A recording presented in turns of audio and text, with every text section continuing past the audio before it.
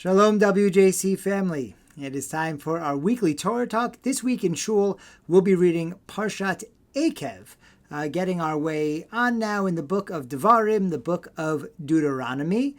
We are talking about all kinds of different philosophical ideas.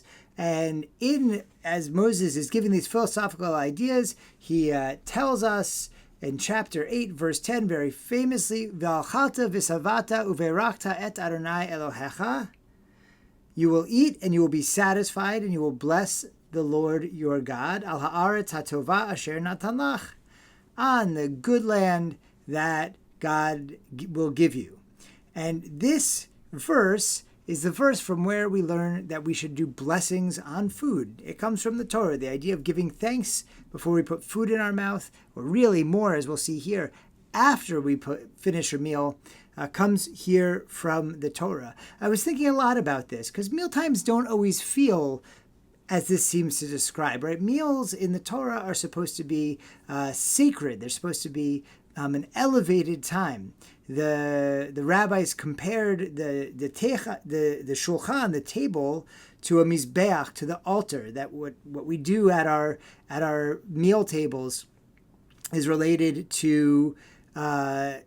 exactly to the worship at the Beit HaMikdash. Like God is present at our table. Such a beautiful idea. But meals don't always feel that way. As a matter of fact, I had the opportunity to visit Camp Ramah over the summer for a Shabbat, and the camp is so beautiful, the spirit every place. And on Shabbat, there's a beautiful Shabbat spirit, but around the food itself, not as much, which, it's hard. You're feeding hundreds of kids in the dining hall, and yet it doesn't have that sacred piece, the sacred piece that Rabbeinu Bachya ben Asher, who wrote a beautiful work called the Shulchan Aruch Shel Arba, a 4-chapter book made to be studied at the table about meals and how beautiful and sacred meals should be. And in it, Rabbeinu Bachya points out that we are told here only to bless after we eat. V'alchalta v'savata uverachta. You're going to eat and you're going to be satisfied. And only then will you bless the Lord your God on the good land that God gave you. So this is Birkat Hamazon. This is the long, beautiful blessing. But most of us or more of us are less familiar with that than with the Hamotzi, right? You bless before you put food in your mouth. And of course, that's become a cultural thing beyond the Jews, people saying grace or however they say it. But the Torah says no. The important thing is blessing after. Only later did the rabbis derive from the rest of the verse. Rabbeinu Bachya explains to us. How do we know that we're supposed to bless beforehand? It says, Asher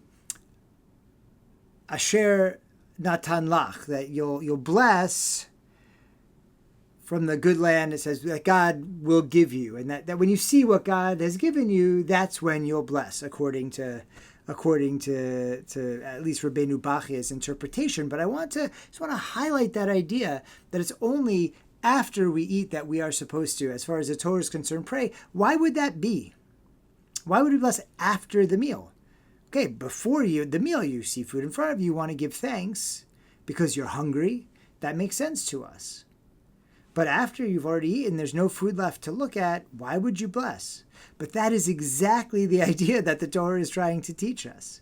Anybody can be super hungry, but see if food, oh, thank God for this food, I really want this sandwich. Oh.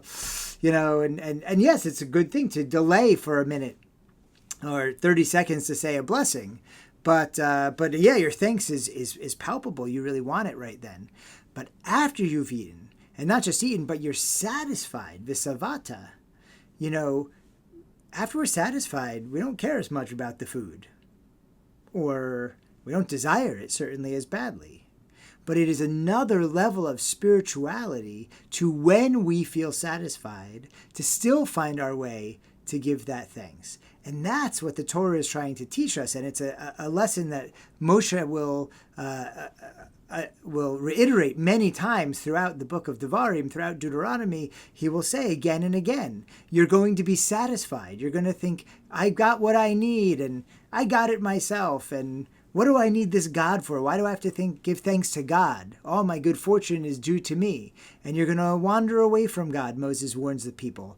And that is, such a spiritual pitfall that so many of us are dealing with, that we feel so taken care of, we feel so empowered with the things that we're able to get for ourselves, that we forget that all of this beautiful bounty comes from God. And a little lesson in humility here from Rabbeinu Bachya and from the Torah to remind us that, in fact, nothing that we have really comes from us. God gave us the power, the talent, the strength, whatever it may be, to be able to work this beautiful world that God gave us in order to produce. And it's that memory, that connection back to that foundational idea that Birkat HaMazon, the grace after meals, is trying to remind us about. Anyone who's hungry can give thanks when they're suddenly given food, but to be satisfied, and with our lives to be satisfied, and to still recognize that our situation calls for gratitude, that is taking that table up to the next level. That is taking a meal up to the next level. That's taking our lives up to the next level to really be able to live with that gratitude and the recognition that everything we have comes from God, and for all of it, we should be grateful and show that gratitude by saying grace after meals, by sharing it in tzedakah, by taking care of each other and taking care of God's beautiful world and creation that God has shared with us. Shabbat Shalom.